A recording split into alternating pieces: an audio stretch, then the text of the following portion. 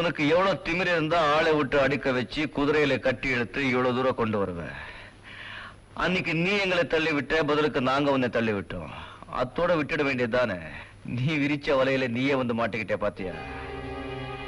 இங்க ஒரு ஈ காக்கா கூட இல்ல. ஏன் கேட்க நாதி இல்ல.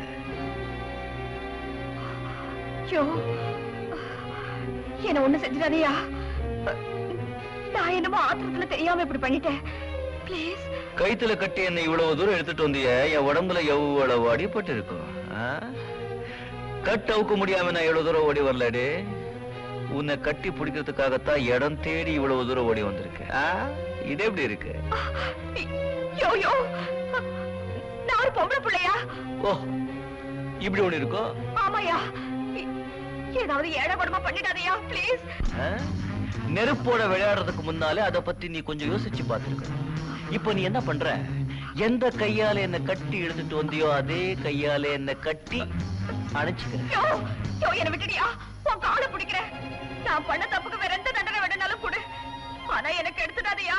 என் வாழ்க்கை நாசமா போயிடும் ப்ளீஸ். அப்படிங்கிற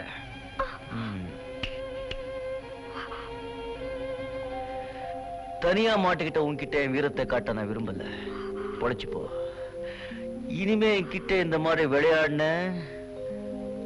உன் வீட்டுக்குள்ளேயே பூந்து உன்னை என்னால என்ன வேணும்னாலும் செய்ய முடியும். ஞாபகம் இருக்கட்டும். புரிஞ்சதா? புரிஞ்சது.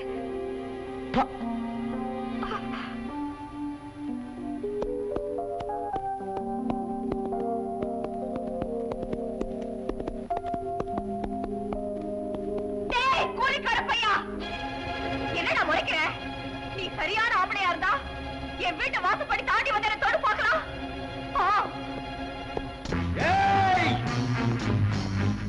என்கிட்ட சவால் விடுற வரேன். நாளைக்கே வரேன். கதவை திறந்து வச்சுக்கோ. வருவேன். வா பார்க்கலாம்.